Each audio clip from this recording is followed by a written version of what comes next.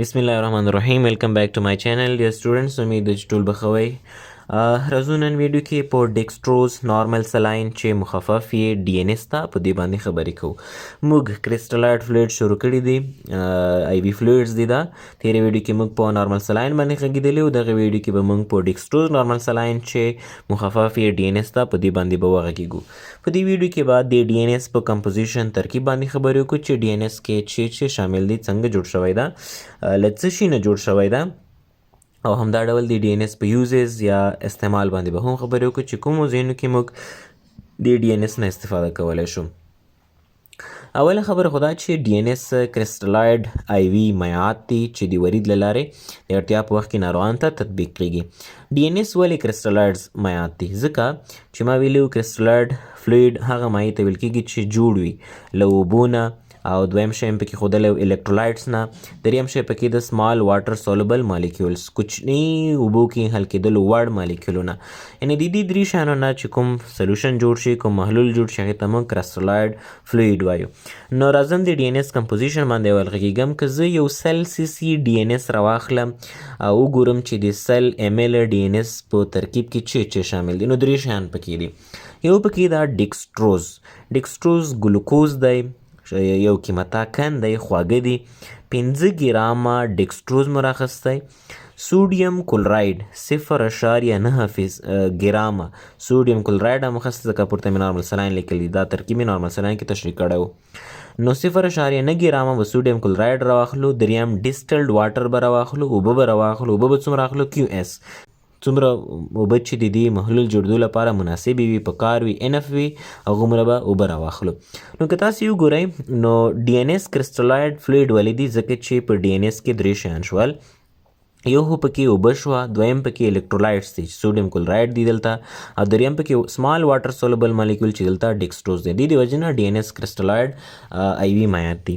د ډي ان اس او د ان اس ترمنځ فرق څه ده؟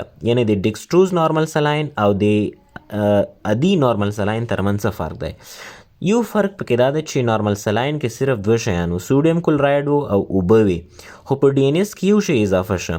په ډي ان اس کې یو ډیکسټروز چې دا کن دی، خواږه دي، دویم سوډیم کلورایډ دی، او دریم هم ډیسټلډ واټر دی. رابه شو د ډي ان اس یوزز ته. کومو حالتونو کې موږ ډي ان اس نه استفاده کولی شو؟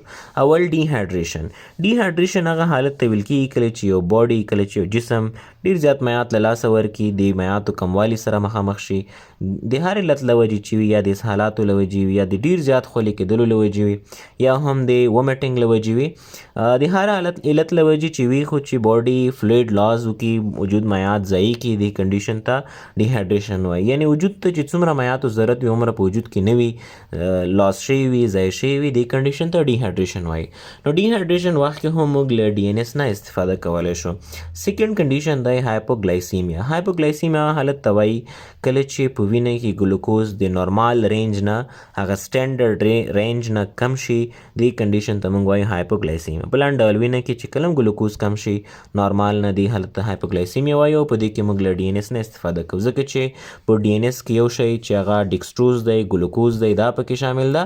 نو کله چې ګلوکوز وینه کې کم شي، موږ ډي ان اس نه استفاده کولی شو، تر څو بلډ ګلوکوز لیول سټیبل شي، دې لپاره موږ ډي ان اس نه استفاده کوو. دریم دی فلویډ مینټیننس. مطلب دا دی کله چې یو ناروغ داسې وي چې هغه موږ ان پی او کړی وي، یا مو یو ناروغ خوراک نه کوي، اوبه نه څښي، ډوډۍ نه خوري، د ده باډي کې فلویډ اوبه کمیږي، ځکه باډي کې میټابولیزم روان وي، میټابولیزم په یو اوبلن محیط کې کیږي، نو اوبه استعمالیږي. نو دې لپاره چې وجود کې اوبه کمه نه شي، فلویډ مینټین پاتې شي، سټیبل پاتې شي، ثابت پاتې شي، موږ له ډي ان اس نه استفاده کوو. مثلا دا یو شخص دی، د دې باډي کې فلویډ پوره دي، میعات یې پوره دي، خو دا شخص موږ ان پی او کړو، یا مو دا شخص چې کوم دی دا نه ډوډۍ خوري، نه اوبه څښي، هېڅ شی هم نه خوري. دې لپاره چې وجود کې میعات ثابت پاتې شي، کم نه شي، موږ دې ناروغان ته ډي ان اس ورکوو تر څو فلویډ یې په وجود کې منټین شي، ډیهایډرېټ نه شي. ګوره یو فلویډ ریپلیسمنټ دی، یو فلویډ مینټیننس ده. فلویډ ریپلیسمنټ دې ته وایي کله چې باډي فلویډ لاست کړي وي، وجود نه میعاد ضایع شوي وي، الکترولایټ امبیلنس رامنځته شوی وي، نو د بیا دغه ناروغانو ته موږ بیا نارمل سلاین دې لپاره ورکوو چې میعاد یې کوم ځای کړي هغه ریپلیس شي، ځای ونیسي، پوره شي، کوم الکترولایټ امبیلنس چې موجود دی هغه بیرته بیلنس شي.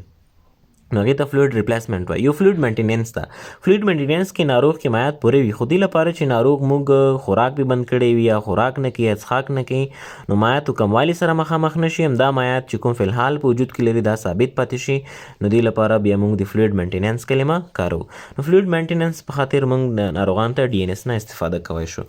کوم حالتونو کې باید موږ ډیر احتیاط نه کار واخلو؟ اول ډایبټیک پیشنټ، د شکر ناروغانو سره باید موږ ډیر احتیاط وکړو، ځکه دوی بلډ ګلوکوز لیول زیات وي، وینه کې ګلوکوز ساویه زیاته وي. که ته دوی ته بیا هم ډي ان اس ورکوي، اټ مینس دوی وینې ته که ته دغه ناروغانو ته ډي ان اس ورکوي، ډي ان اس کې چونکې ډیکسټروز موجود دی، ګلوکوز پکې دی، نو د دوی بلډ ګلوکوز لیول نور هم زیاتیږي. دویم شی چې دا هغه ناروغان چې د هارډ او کډنی پیشنټس وي، د زړه او د پښتورګو ناروغان وي، ستونزې لري، دوی ته موږ ډیر په احتیاط سره ډي ان اس تطبیق کوو، ځکه کوم میعاد چې ته ورکوې شاید دغه میعاد په دوی باندې اور لوډ شي، نو هغه به بیا نورې ستونزې هم درته پیدا کړي. نو دا موږ سره ډي ان اس.